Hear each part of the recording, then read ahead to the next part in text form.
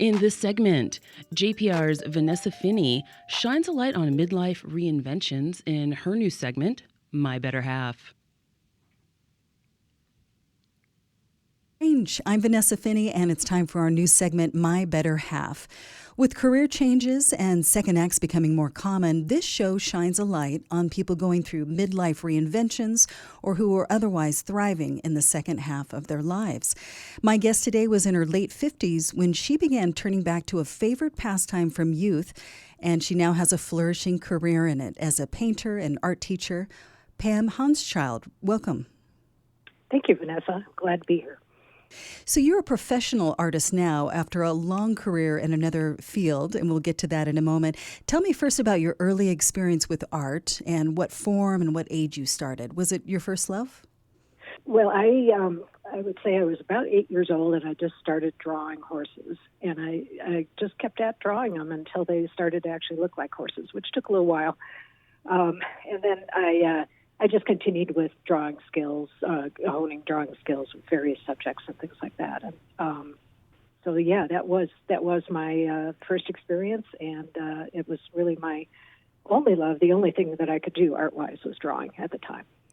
And so the natural expectation would be that you would follow that into college and make that your major. But what happened with you?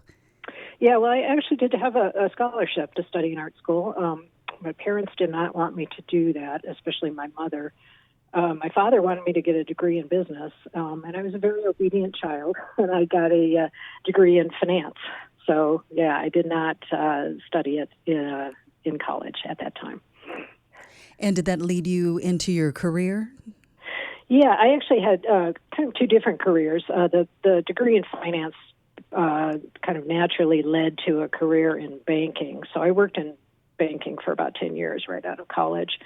And then 10 years in, I decided I wanted to go into academia. And so I went back to school and I got a PhD in organizational theory from Carnegie Mellon University.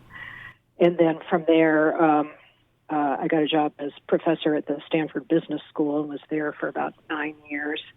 And then moved from there to the University of Texas, Austin, for another 8, and retired from there as an emeritus professor. I guess emerita is correct. And I retired in 2011. I taught a lot of MBA and executive MBA programs there. So you spent most of your entire adult life in these careers in finance and academia. Did you find yourself missing drawing? Did you ever make time for it, or was it hard to get into that creative mind space? You know, I can't say that I really missed it. I do remember doing a few drawings, but not very many. I more found it just really hard to do. My career felt so different. My, business and academic careers were so different. I just didn't have the time or the energy or the mind space for it. And any time or energy I did have kind of went into my academic research. But looking back at it, I was very creative in the academic environment as well. It just took a different form. So, like, for example, I picked a dissertation topic that was very different from what everybody else was doing. And that creativity actually served me very well in academia. And what was the turning point for you?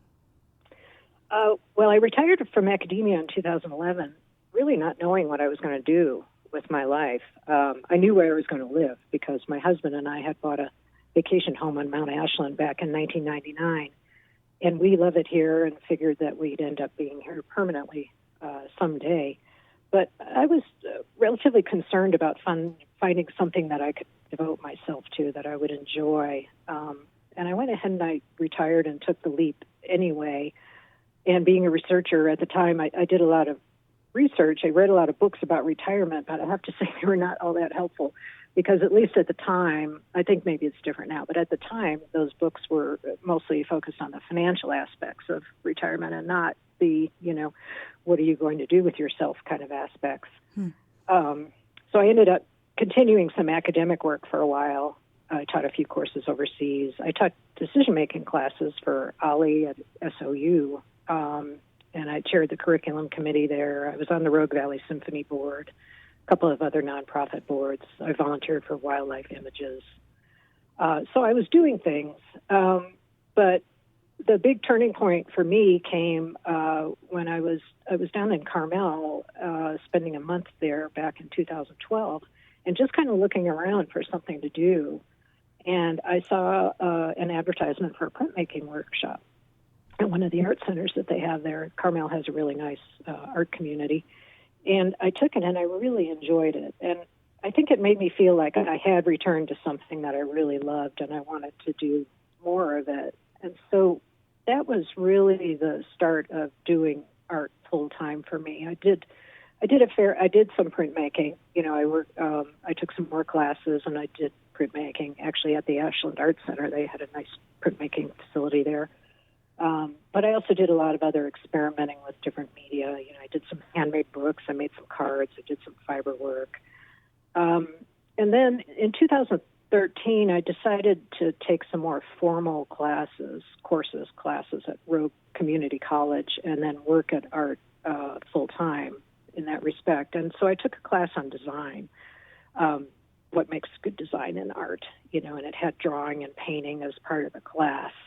I had a design professor who was a wonderful woman who was also teaching watercolor, and she encouraged me to take her watercolor class, and I hesitated because I'd heard that watercolor was difficult, but I ended up taking 3 semesters of watercolor classes, and I just loved it. And then later on, I switched to acrylics. You surprised yourself. It sounded like you were sort of going through a fun exploration phase. Yeah, exactly. Yes, I did a lot of different things, and I think that's very helpful, in terms of deciding what it is that you really like, what fits you the best. You have to kind of try a lot of different things. You're listening to My Better Half on the Jefferson Exchange. I'm Vanessa Finney. My guest today is Pam Haunschild, who was in her 50s when she began turning back to a favorite pastime from youth and now has a flourishing art career. I'm curious how you felt during this change. When you first started participating, did it feel like something was kind of bubbling up or reawakening? Did you have any regrets for setting aside art for so long, or did it just feel like you were coming back to an old friend? How did you feel? I did feel like I was returning to something I really loved, and I wanted to do more. I don't think I had regrets because I'd already had 2 careers that I enjoyed. I enjoyed academia more than banking, but still, I think I knew that I was not going to be just a one career or one serious interest kind of person. And I felt, and I still feel, young and kind of able to make a contribution as an artist.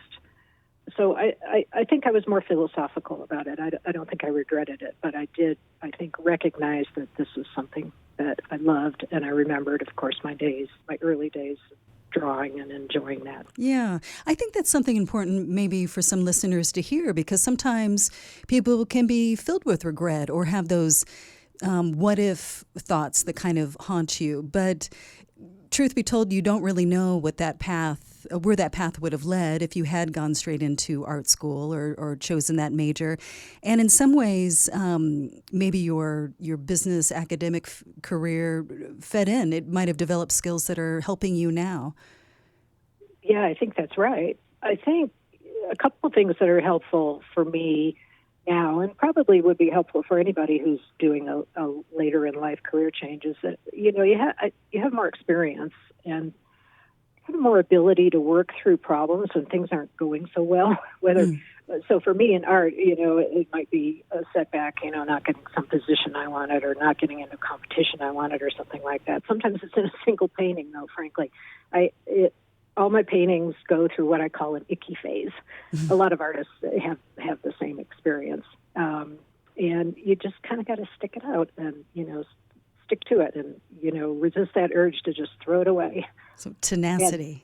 Yeah.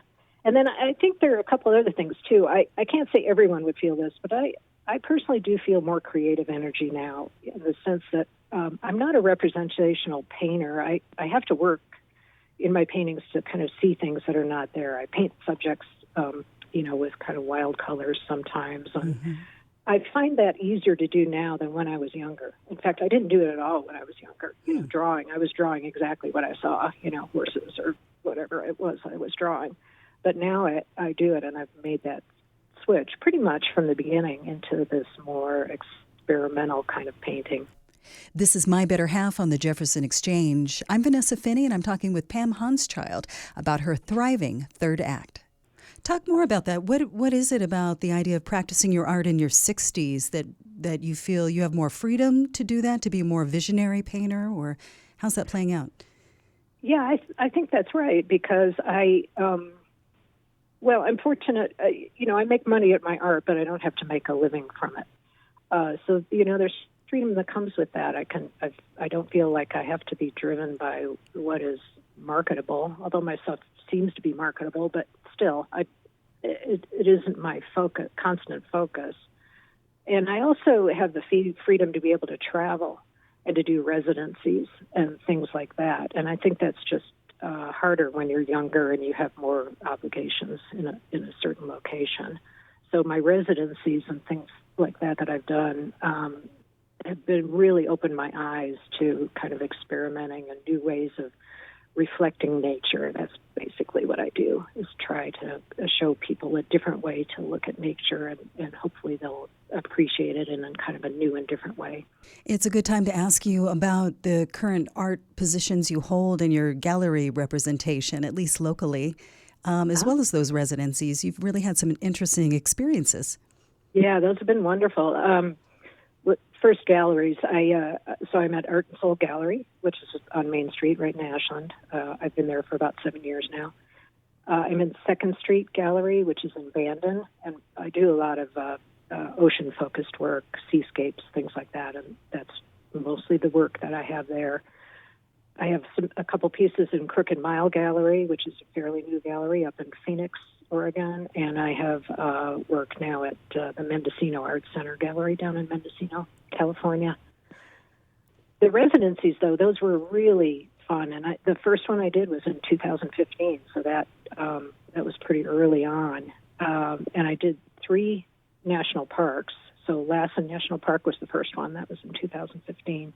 Then I did Glacier National Park, and then I did Lake Clark National Park, which is in Alaska. And a lot of people have not heard of Lake Clark, probably because the only way to get in there is to come in by float plane. Ah, what an adventure, an artistic adventure. Yeah. And then actually I just finished up a position as a professional artist in retreat at the Mendocino Art Center. That was a lot of fun. I taught a couple workshops, but I mainly just spent the month there painting the ocean. Lovely. Now, you teach workshops. Do you see many older students in your workshops, and do you have a special affinity for them or a certain way of encouraging them? Yeah, I have lots of people in my workshops and classes who are kind of trying out, who are older. Most of them, I would say, are, 50s, 60s, 70s even, maybe even older. And a lot of them are trying out the idea of being an artist. And in fact, I have a friend in Medford who got an art degree in her 20s and never used it, and she's now in her 60s, and she drove all the way to Mendocino to take my class and is actively exploring the possibility of returning to art. But, outside of art, too, there are a lot of people, and this is what your show is about, who are thinking about or are actively trying to do something different. My sister, actually, who lives outside of Grants Pass, took up poetry in her 70s, and she's been published, and she's been asked to read her poetry at various places and things like that, and she's having a wonderful time. It just really is never too late for these kinds of things. Indeed, and you're a wonderful example of going back and picking up an old path with a newer, mature self and new skills. So thank you for sharing your journey. Any last thoughts of encouragement on so-called late bloomers or people who are taking that leap of faith? Right. Yes. Yeah, I think when I was young, I thought I would only have one career, one path that I would follow. And I actually had 3. We're all living longer. Our interests change over our long lifespans. Changing jobs and careers doesn't have the stigma that it did, certainly back in the 70s and maybe even the 80s.